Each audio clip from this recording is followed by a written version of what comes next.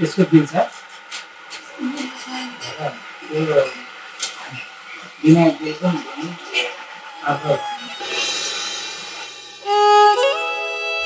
sorry लगाउनु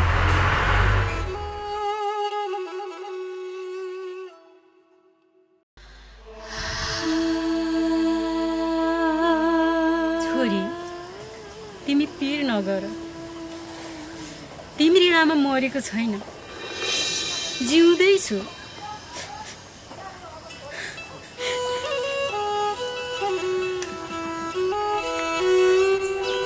ल छोरी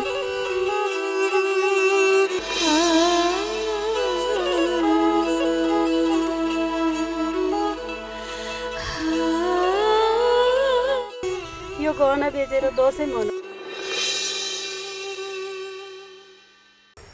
त्यो सानो नातिले जे भन्छ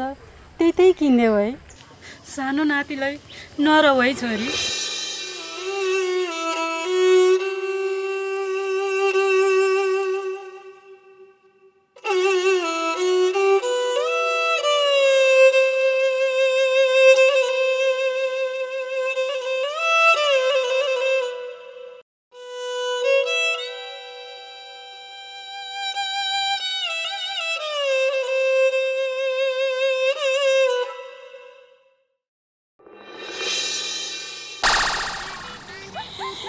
जब यति सानो चक्कुले पनि 2वटा खसी काट्न भ्यायो हुन त मेरो काका पनि दिमाग भाके त अनि दिमाग नभएको भए त बाउला आएर गट्टो हातमा लिएर हिँडिहाल्थ्यो नि यति खसी चाहिँ अहिले पकाउँछु भित्र भएको चाहिँ भरे भोलितिर पकाउनु पर्ला जब त्यो आन्द्रा कसले पकाइरहन्छ र कसले खानु मासु भइरा बेलामा गोजीमा कुखुराको चल्लो किन्ने पैसा नहुँदा पनि दसैँको बेलामा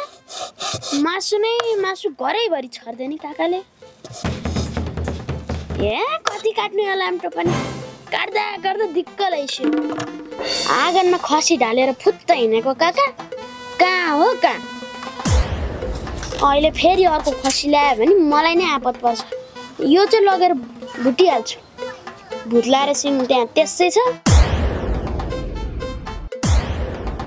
कहिले सफा गर्ने हो छिटो मासु खान पाइहाले हुन्थ्यो पकाएर सफा गर्नु पर्ला यो खसीको मासु मजाले झोल हालेर पकाउँछु यो कुखुराको मासु भुट्छु यान्द्रा चाहिँ भरे भोलितिर पकाउला नि जान्छु म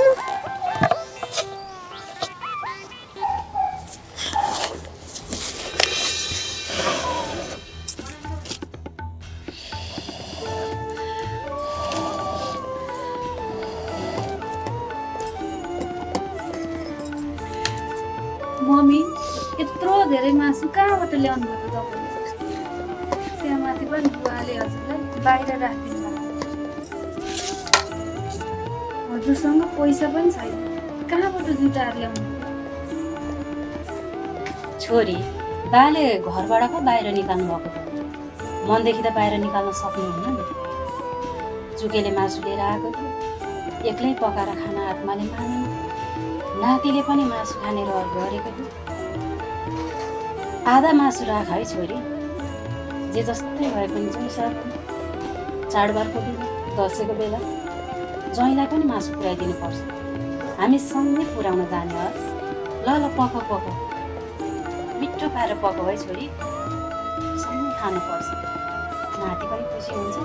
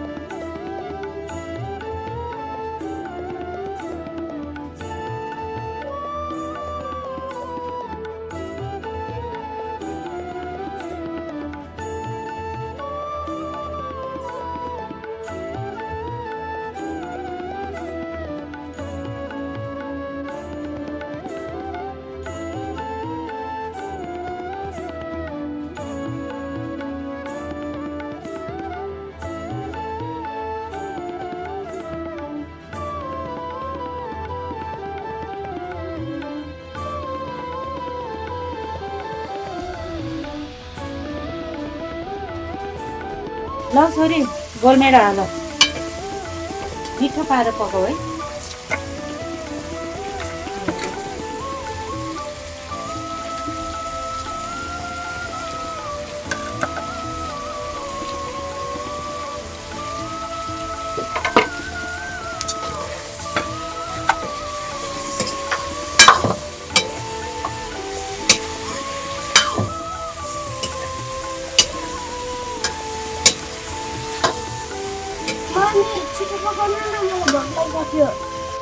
पाक्दैछ त किन आत्तिएको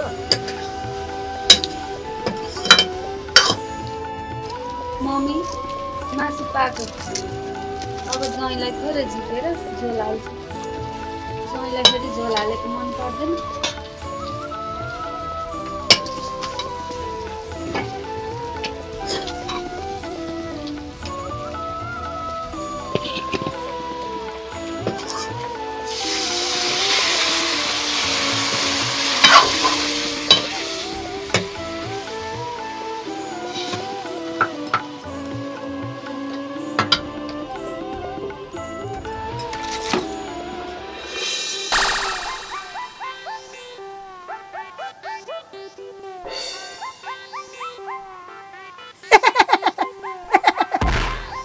एउटा खसी सिङ्गै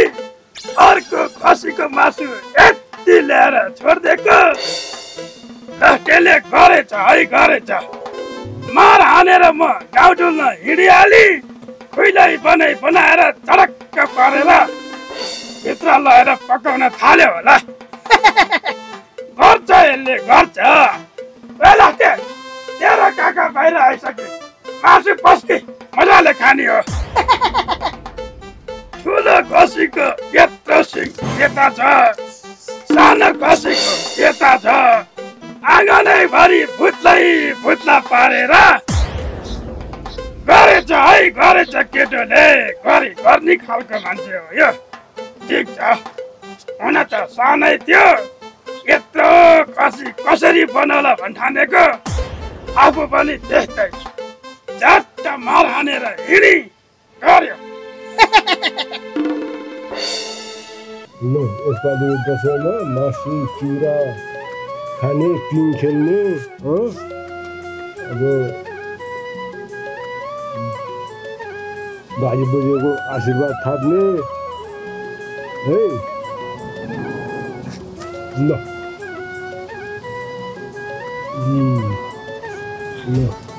पढी लेखी ज्ञानी बन्ने दसैँ मनाउने टिम खेल्ने मेरो मैले सोचेको चिता पुऱ्यो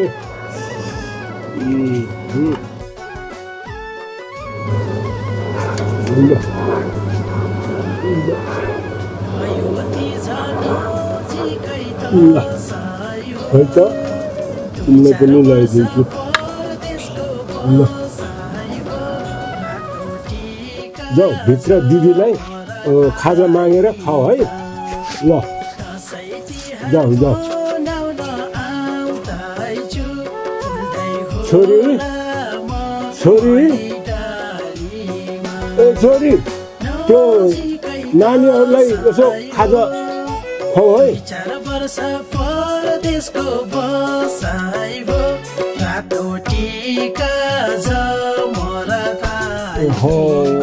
च्यान्डेको छोराले यसपालि दसैँको गीत साह्रै मिठो गीत निकालेछ जति सुन्यो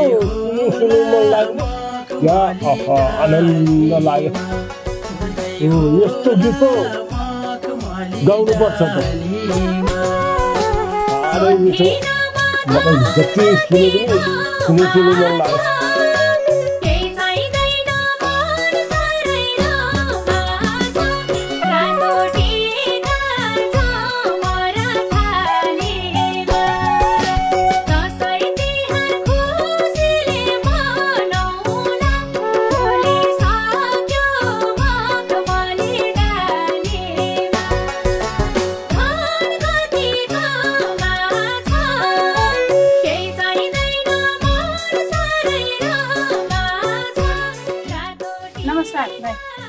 म त आएँ त दसैँको टिका थाहा ओहो बहिनी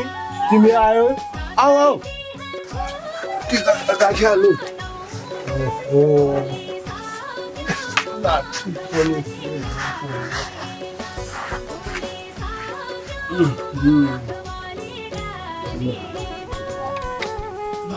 के गर्नु बहिनी अब टिका त लगायो यसपालिको दसैँ अलिकति कस्तो नमजा लागेको छ यस्तै भयो ल कहिलेकाहीँ अब समय यस्तै हुँदो रहेछ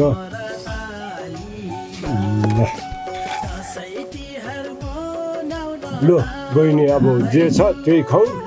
अब ए छोरी छोरी दिदीलाई खाजा ल्याइदियो छोरीले पैसा दिएर मैले यत्रो घरले खसी ल्याएको थिएँ चिप्लेको कुरा सुनेर मेरो मनै खल्लो भयो अब खसी ल्याएको थियो अब दसैँमा काटेर खाउँ भनेर के गर्नु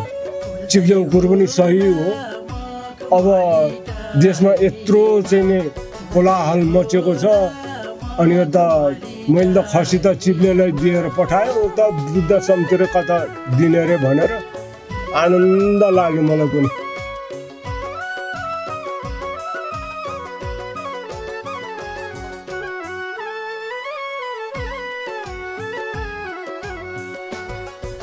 बहिनी मासु नभए पनि मजाले खाऊ हामीले पनि खाएको होइन बरु दसैँको बेला छ कोदोको लिने हो कि अलिकति होइन दाइ म कहिले नि हामी यति भए पुग्छ दाइ मलाई पुगे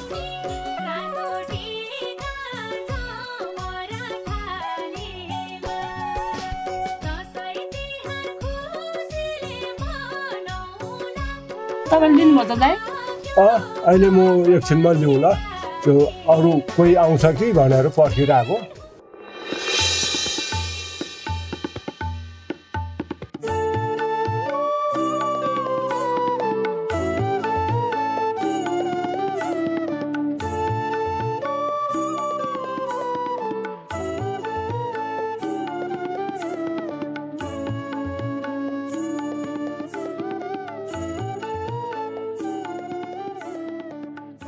वासुदेवजी यत्रो महान चाडमा हजुरको निधार खाली देख्छु होइन के भयो तपाईँलाई अब मेरो एउटा दाइ छन् तपाईँलाई थाहा नै छ यो कुरा चोर फटा जस्तै भए पनि उनी मेरो दाइ हो यसो दसैँको बेलामा टिका लाउन आउँछन् कि भनेर बाटो हेरेर बसेर अहिलेसम्म आएन अब के गर्नु एकछिनपछि आउँछन् कि एकछिन वेट गर्छु तपाईँ भनेको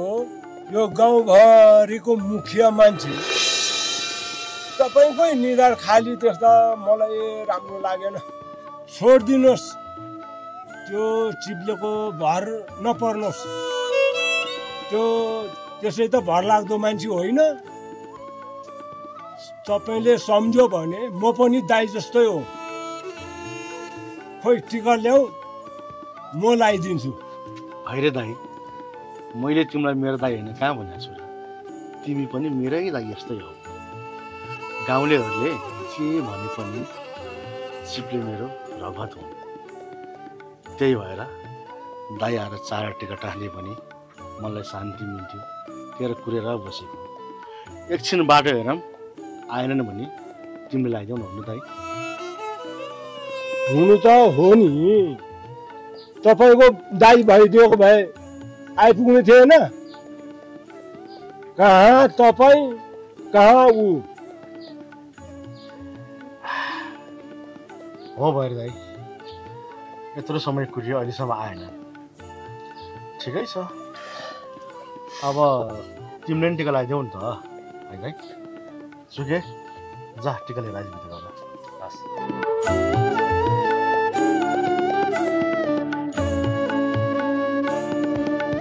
भैरे दाइ आफ्नै दाइ पनि आज पराई भइदियो के सोचेको थिएँ के भयो आज ठिक छ नकुरेको होइन यत्रो समय कुरिहाल्यो अब दाइ तिमीले नि टिका लगाइदेऊ है वासुदेवजी हामी भनेको छिमेकी मात्रै होइनौँ जिउँदोको जन्ती मर्दको मलामी हौ बुझ्नुभयो भरे दाइ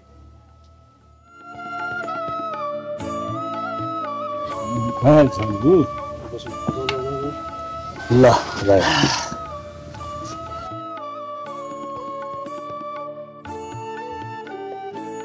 टिका भनेको ठुलोको हातबाट आशीर्वाद थाप्ने यसो चाहिँ नि टिका लाउने हो यस्तै हो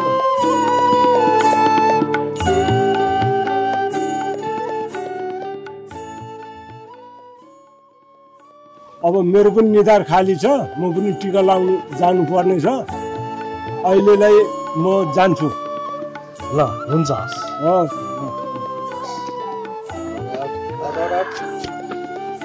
अब चुके ल तेरो पाल लाइज मलाई आइज आइज ल आइज ल ल भगवान् रक्षा गरून् है त सधैँभरि यसरी मेरो साथ रहनु कहिले पनि नराम्रो नगर्नु है ल जाउँ ल ल अब टिका पनि लगाइयो होइन त अब खानपिन यसो व्यस्त गर्नु पर्ला होइन है त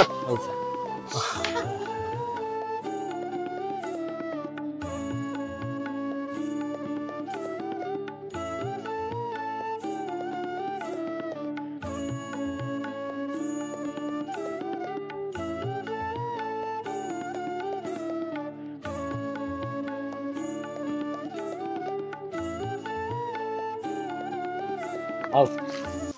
ल बस तिमीहरू नै आउँछौ भने म कुरेर बसिरहेको छु अहिले काहीँ नआइकन आज मावालतिर टिका लाउनु जानुपर्ने थियो जान पाएन ल अलि नौ दुर्गा भगवान्ले रक्षा गरून् घर परिवार सबै राम्रै होस् कहिले पनि नराम्रो नहोस् दुःख कष्ट नहोस् है त ल ल भित्र चुकेले खाजा बनाएको छ खाजा खाने जाने है होइन होइन वासुदेव म त खाएर आएको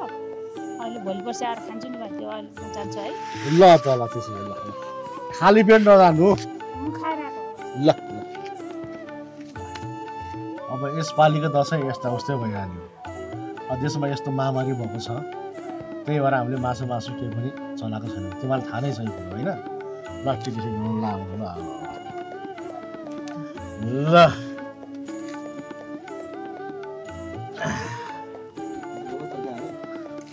ल नौ दुर्गा भगवान् रक्षा गरून् हिँड्दाखेरि ठेस नलागोस् कपाल कोर्दा केस नझरोस् अर्को फेरि आउँदा ज्वाइन लिएर आउनु है त ल ल आइज ल ल नौ दुर्गा भगवान् रक्षा गरून् सबै डङ्गल हल्लेर हिँड्ने होइन त्यो बरालेर त्यो ट्याफिक सगत गरेर काम गर्ने राम्रोसित आमालाई पाल्ने दिललाई माया गर्ने अर्को फेरि तैँले बढी लिएर आइज ल जाउँ भन अब तँलाई पैसा दियो भने त मेरो छोरो परिस् दिँदैन तैँले उल्टो मेरो खोटा ढोका दिनुपर्छ पैसा बुझिस् कमाएर दिलास् नि त अब चुके दिल्ला र भाइलाई खाजा खुवाउनु पर्ने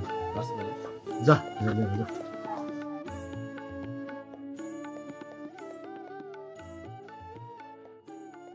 खसी नकाट्या हो र 27 किलो घोरले खसी काटेको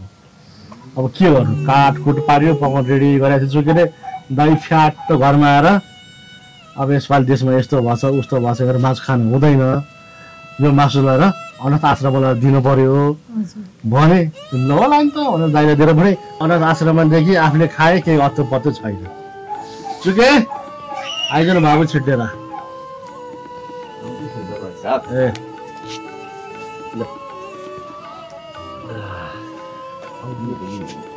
ल खाओ जियोस् त्यो भने यस्तै छ हेर अब मासु कुरा काट्छ नि बाँधे भएर मासु टुक्रा खुवाएनन् आलु चुक्रा खुवायो भन्लान् त्यस्तो नसोचा खाओ जे खाँदै खाओ है त हजुरले खानुभयो त मैले त टन्न खाएर बसिसकेँ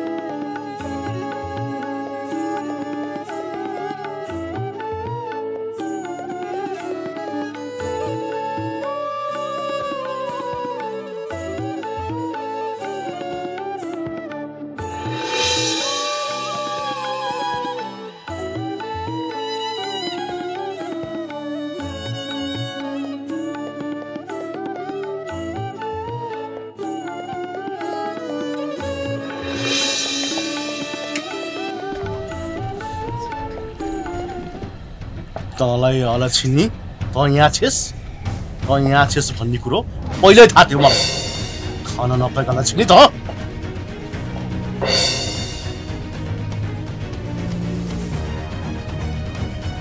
जुगे जा भित्र गएर सब भाँडा खाने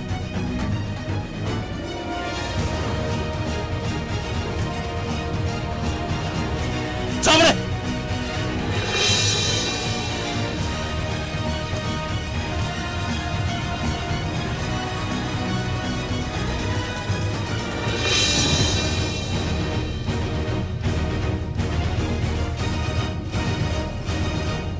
छुट्टै पाउने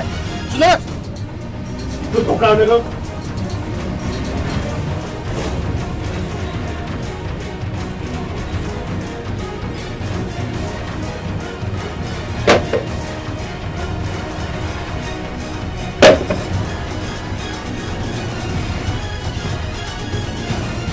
त्यसको बाद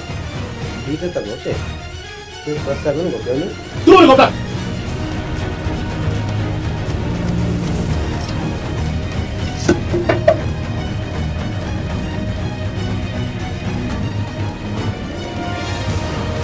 जोसम्म तेरो भोटमा पार्छ